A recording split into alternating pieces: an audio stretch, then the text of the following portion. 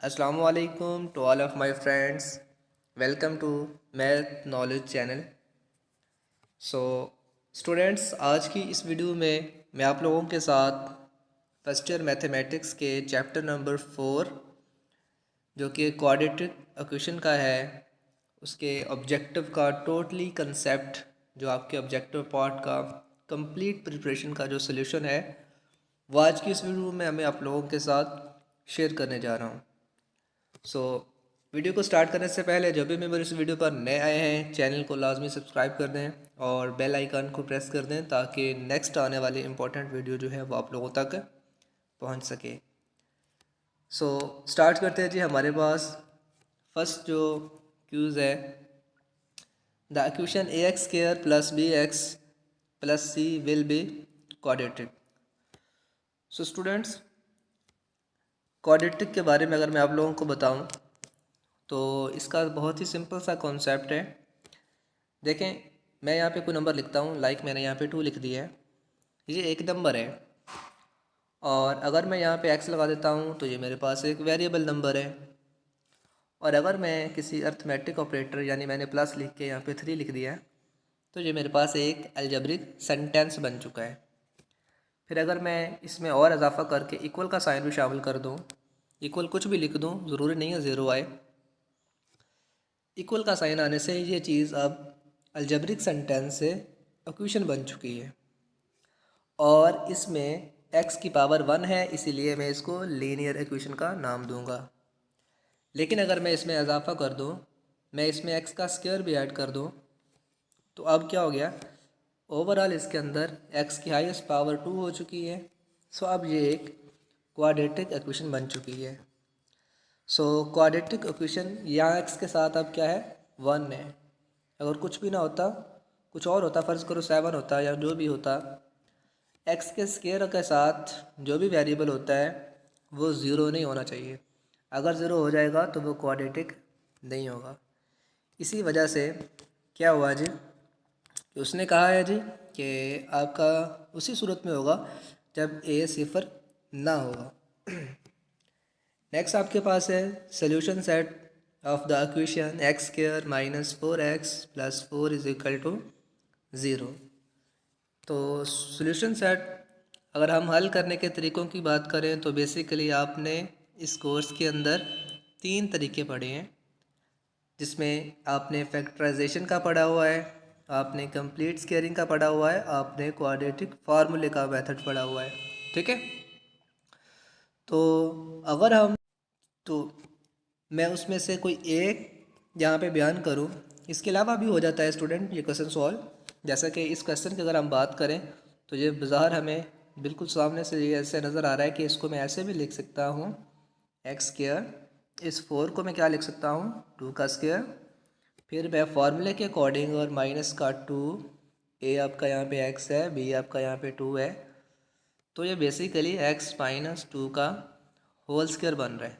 दोनों तरफ square root ख़त्म करने से x माइनस 2, जबकि x इज इक्वल टू 2, तो पॉजिटिव का 2 जो है वो आपका एग्जैक्ट आंसर आएगा। पता है ना, इसको बाद क्या कर सकते हैं हम, इस माइनस 2 को उधर जाके पॉजिटिव कर देंगे, इस तरह से आपका पॉजिटिव 2 आंसर आ जाएगा।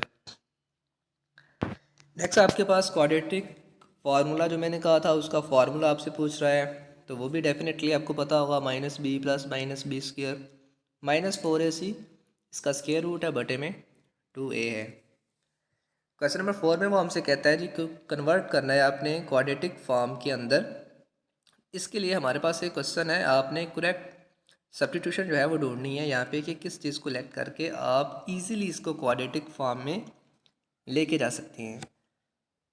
उसके लिए हमारे पास क्या होगा कि अगर हम इस चीज़ की अगर हम बात करें यहाँ पे, तो इसकी हमने फॉर्म ढूंढनी है ना, तो इसमें बेसिकली क्या होगा, x की पावर अगर मैं n लेता हूँ जी y के इक्वल, तो दोनों तरफ अगर मैं स्क्वायर ले लूँ, इधर भी स्क्वायर ले लूँ और y पे भी स्क्वायर ले लूँ, तो ये बन जाएगा x की पावर 2n जो कि y का स्क्वायर।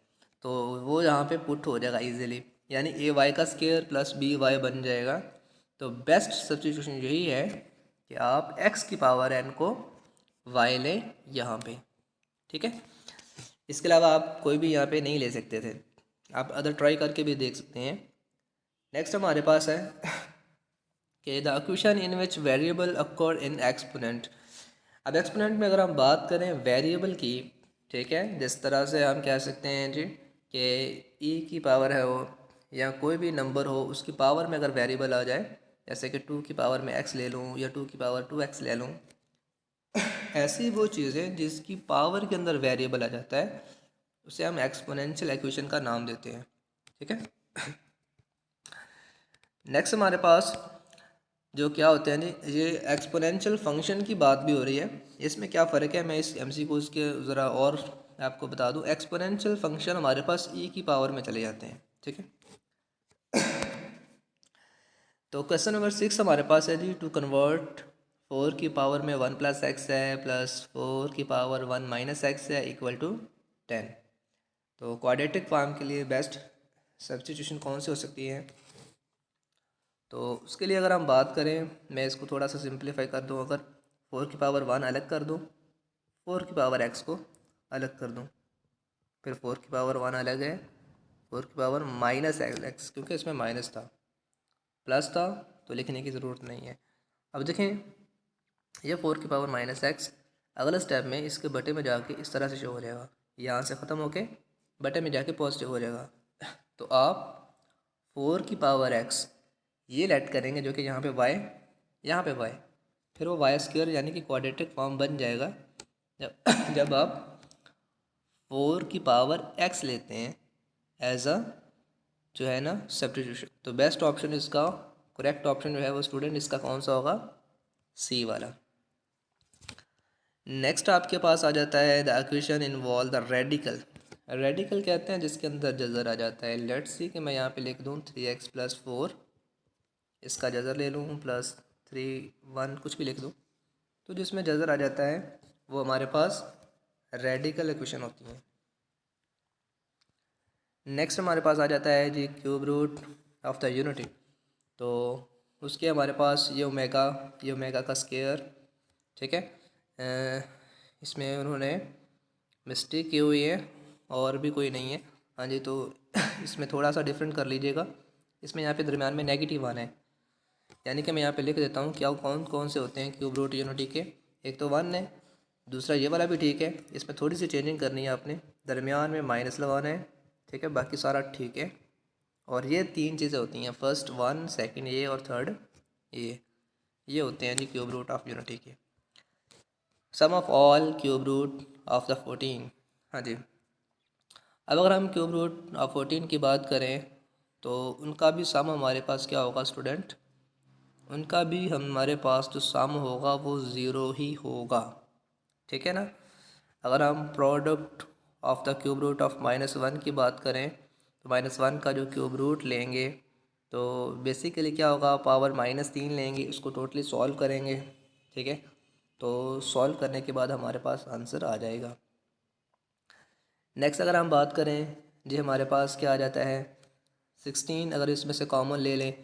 अब इसको वैसे भी सिंपलीफाई कर सकते हैं कि ओमेगा की जो 8 है उसको ओमेगा की 3 कर दें, ठीक है। और ओमेगा की 3 करने के बाद इसको पहले सिंपल कर लें जी, ओमेगा की जो 8 है उसको 6 ओमेगा का स्क्वायर कर लें, साथ में 16 को ओवरऑल तौर पे कॉमन ले लें। इसमें से 16 तो कॉमन आ चुका है, ओमेगा की 4 को ओमेगा की 3 और ओमेगा लिख दें, फिर ये भी 1 बन जाएगी और ये भी 1 बन जाएगी, क्योंकि ओमेगा की 3 = 1 होती है। और 6 को मैं ओमेगा की 3 का स्क्वायर यानी 1 का स्क्वायर वो भी 1, और ओमेगा प्लस ओमेगा का स्क्वायर जो बच जाएगा वो इक्वल टू -1 होता है, उससे 16 जो है वो माइनस का हो जाएगा। नेक्स्ट आपके पास है sum of all 4th root of the unity. तो जितने भी होते हैं हमारे पास 4 रूट्स, उनका सम जो है वो भी 0 होता है, ये बात आपने जहन में रखनी है। और अगर हम प्रोडक्ट की बात करें तो वो इक्वल टू हमेशा -1 होता है, ठीक है ना। इसका एग्जांपल मैं अगर आपको दूँ, उसके नीचे एमसीक्यू आ जाता है sum of all 4th root of the 16। तो उसमें ये देख लें जी, 16 की अगर हम बात करें ना कि 4th रूट, तो लेट्स से अगर हमारे पास 2 आ जाता है, ठीक है।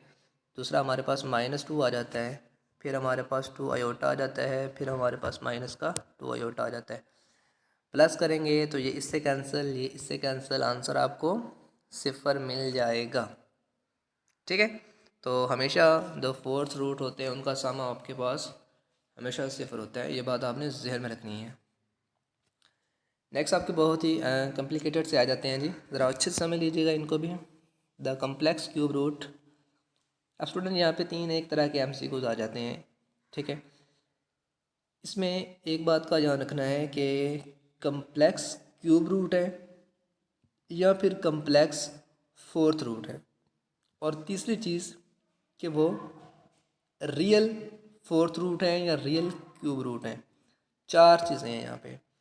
अगर तो कम्प्लेक्स क्यूब है, अगर तो कम्प्लेक्स क्यूब है तो वो आपके यूनिटी जो है वो स्क्वायर ऑफ ईच अदर होते हैं।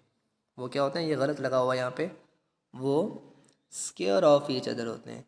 कॉन्जुगेट कब होता है, कॉन्जुगेट उस सूरत में होता है जब आपके पास complex of fourth root unity होगा, ठीक है।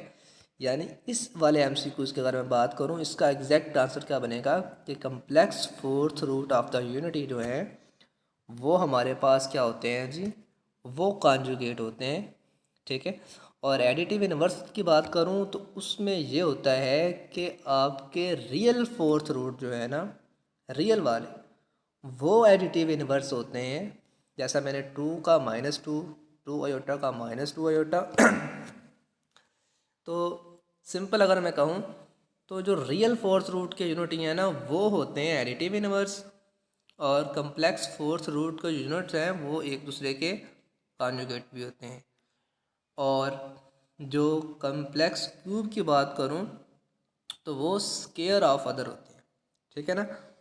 तो ये बात आपने जहन में रखनी है, यानी इस वाले क्वेश्चन का आप स्क्वायर लगा सकते हैं, ठीक है, वो कम्प्लेक्स क्यूब रूट है।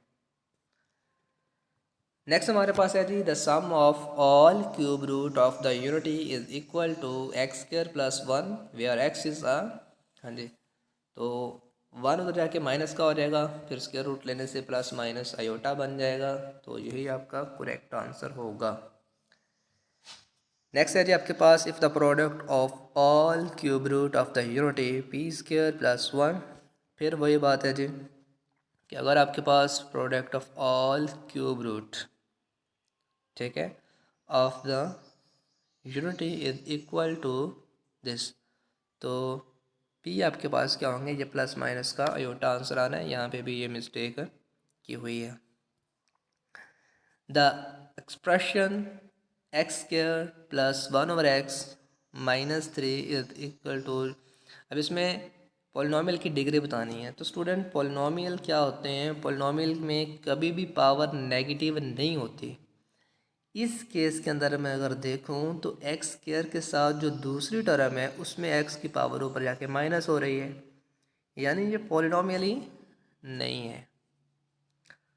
नेक्स्ट हमारे पास है, if f(x) is divided by x - a then divisor के साथ हमेशा क्वोशिएंट होते हैं, फिर उसके साथ प्लस रिमाइंडर होता है। आप उसकी कोई एग्जांपल भी ले सकते हैं, लाइक मैं यहाँ पे लिख दूँ कि अगर मैं 12 को 8 पे डिवाइड करता हूँ तो क्या बनेगा मेरे पास, अभी हम देख लेते हैं, 4 बच रहा है। अब इसको मैं क्या कह रहा हूँ, ये मेरे पास क्या है जी ये मेरे पास डिवाइज़र है, ये मेरे पास क्वोशिएंट है, और ये मेरे पास रिमाइंडर है। मैं यहाँ पे लिख सकता हूँ 8/1 + 4, यानी क्वोशिएंट ये वाला, ये डिवाइज़र है, इसके साथ प्लस आना है रिमाइंडर ने, ठीक है, जो इसका क्वोशिएंट आना था, जो कि ठीक लगा हुआ है। नेक्स्ट हमारे पास है, if f(x) is divide the x - a then the remainder theorem जो है, हाँ जी, इसमें f(x) की जगह पे हम a लेते हैं तो हमारे पास f(a) ही यहाँ पे होगा। और पॉलिनॉमियल के अंदर नेक्स्ट उसने कहा है कि इज़ अ फैक्टर, फैक्टर उस सूरत में होता है जब आप पॉइंट पुट करें और आंसर आपका 0 आ जाए, यानी कि 1323 का ए वाला करेक्ट ऑप्शन है। तो नेक्स्ट उसने कहा है जी x - 2 is a factor of x², minus के x plus 4 is equal to, अब इसमें के का आंसर निकालना आपने, तो कैसे निकाल सकते हैं जी के का आंसर? सिंपल सी बात है, आपने यहाँ पे अगर आप इसको फार्मूला बना लें, किसी भी तरह से इसको तरतीब दे लें, तो अब आपको 4 बाहर नज़र आएगा। लाइक अगर मैं यहाँ पे लिखूँ कि ये मुकम्मल फैक्टर बन रहा है, यानी कि टोटल फार्मूला, या वैसे भी आप एक्स की जगह पे क्या पुट करें, 2 पुट करें, चूँकि एक्स माइनस 2 है ना, तो एक्स इजिकल 2 बन जाएगा। तो 2 to 4 माइनस एक्स की जगह पे 2 आ जाएगा, 2 क्या बन जाएगा, प्लस 4 इजिकल टू 0। 4 तो 4 8 हो जाएंगे, 8 उधर जाके माइनस का बन जाएगा, ठीक है। तो -2 के इजिकल टू -8, माइनस से माइनस कैंसल, 2 से 4, तो के equal to 4। If X equal to -2 हो तो फिर आपने क्या करना है, जहाँ पे एक्स है वहाँ पे -2 पुट करना है, और जो के का आंसर आएगा वो जहाँ के 1 आ जाएगा। आप इसे चेक कर सकते हैं, ट्राई कर सकते हैं। नेक्स्ट बहुत ही इंपॉर्टेंट थ्योरम है जी आपका, कि x plus A is a factor of x की पावर n प्लस a की power n when n is a any odd integer. So student ये बहुत ही इंपॉर्टेंट क्यूज़ है, आपका अक्सर पेपर में आ जाता है, आपने इसे अच्छे से समझ लेना है कि x plus A is a factor of x की पावर n प्लस x की पावर a की पावर n। इसमें प्लस आ रहा है तो ये एनी इंटीजर है, और एनी ऑड इंटीजर है। अगर ये नेगेटिव आ रहा है तो हमारे पास इसमें एनी इंटीजर आ सकता है, ठीक है। Then sum of the root of A x square minus b x minus C.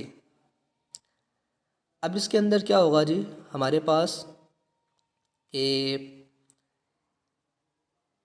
Some of the root अगर हम बात करें तो हमें पता है जी कि सम का फार्मूला जो होता है वो हमारे पास होता है जी कि अगर हमारे पास है जी a x square plus b x plus c, तो इसके अंदर जो अगर हम सम की बात करें एस, तो वो होगा माइनस का बी बटा ए, यानी एक्स वाला पोर्शन बटा एक्स स्क्वायर वाला पोर्शन, दरमियान में माइनस। तो उसके अकॉर्डिंग हम यहाँ पे देखें, बी एक्स पहले ही माइनस का था तो वो पॉजिटिव हो जाएगा, इसलिए बी बटा ए बन जाएगा। नेक्स्ट वाले में अगर हम बात करें सम, तो उसने यहाँ पे मिस्टेकन लिखा है, वो यहाँ पे प्रोडक्ट लिखना चाहता था, तो प्रोडक्ट बन जाएगा माइनस का सी बटा ए, जो कि वैसे सी बटा ए होता है, लेकिन क्वेश्चन में जो के साथ माइनस गिवन है, इसी वजह से वो माइनस भी साथ आ जाएगा, ठीक है। नेक्स्ट हमारे पास आ जाता है जी कि if 2 and -5 is the root of the quadratic equation then the equation is. हाँ जी, अब आपने क्या करना है जी, इनके आपने फैक्टर बना लेने हैं। फैक्टर बनाने का आपको पता ही है जी कि किसके फैक्टर बनने से ये आंसर आ सकता है। तो अगर मैं इसके फैक्टर बना के चेक कर लूँ कि ये है, तो मुझे पता है जी कि पॉजिटिव का 5x और माइनस का 2x, ये हमारे पास फुलफिल हो जाएंगे उसके लिए। और x कॉमन आने से x प्लस 5 और -2 कॉमन लेने से x प्लस 5, यानी x प्लस 5 एक बनेगा, x -2 एक बनेगा, और वो x प्लस 5 उधर जाके माइनस का हो जाएगा, और -2 उधर जाके पॉजिटिव का हो जाएगा, यानी -2 और पॉजिटिव का 2 इससे बन रहे हैं, लिहाजा यही इक्वेशन है जिसके वो फैक्टर हैं या रूट हैं, ठीक है। सो नेक्स्ट हमारे पास आ जाता है if alpha and beta are the root then alpha plus beta. वही बात है ना, आपने समीशन सम निकालना है, तो माइनस बी बटा ए वाला फार्मूला लगाएंगे, -2 के साथ ऑलरेडी है तो वो पॉजिटिव का 2/3 बन जाएगा। नेक्स्ट आपके पास है if the root of A x square plus b x, ठीक है, हमारे पास plus c is equal to 0 और रियल। अब रियल क्या बोलते हैं, जब आपका बी स्क्वायर -4 इसका आंसर 0 से बड़ा हो या 0 हो, ठीक है ना, 0 से बड़ा हो या 0 हो, तब वो हमेशा आपका क्या बनेगा, वो आपका रियल ही होगा, ठीक है। तो उसका पहला option is a right option होगा। नेक्स्ट है जी if the root of A x square plus b x plus c are complex. Complex कब होगा, जब आपके डिस्क्रिमिनेंट का आंसर 0 से छोटा होगा, बराबर नहीं बल्कि छोटा ही हो। ये है, ये नहीं है, ये मिस्टेकन लगा हुआ है, ठीक है। नेक्स्ट आपके पास है जी कि if the root of A x square are equal. अब देखें इक्वल कब होगा, जब वो जीरो के बराबर आएगा। डिस्क्रिमिनेंट DISK का मतलब होता है जी डिस्क्रिमिनेंट, यानी B² - 4AC से जो आंसर आने उसे बोलते हैं डिस्क्रिमिनेंट का आंसर, ठीक है। नेक्स्ट ग्राफ है जी क्वाड्रेटिक इक्वेशन का, वो पैराबोला होता है, ठीक है। ये कन्फर्म बात है कि स्ट्रेट लाइन हमेशा लीनियर का होता है। सर्कल के लिए साथ और भी चीज़ें आ जाती हैं, 2 वेरिएबल आ जाते हैं स्क्वायर वास्ते, ठीक है। तो पैराबोला होता है जी आपके क्वाड्रेटिक इक्वेशन का जो ग्राफ बनता है। नेक्स्ट आपके पास आ जाता है जी ओमेगा की 28 और ओमेगा की 29। इसको भी सिंपलीफाई करके देख लेते हैं। ओमेगा की 28 को ये 27 के करीब जा रहा है और ये भी 27 के करीब है +1, तो हमें पता है जी ये 1 बन जाएगा, ये भी 1 बन जाएगा। 1 plus omega, omega plus omega square equal to -1 और -1 + 1 0, सो आंसर इसका बनेगा 0। नेक्स्ट सिंथेटिक डिवीज़न है, वो हमेशा डिवीज़न पे ही काम करती है, नो डाउट, इसमें एडिशन मल्टीप्लिकेशन नहीं होते।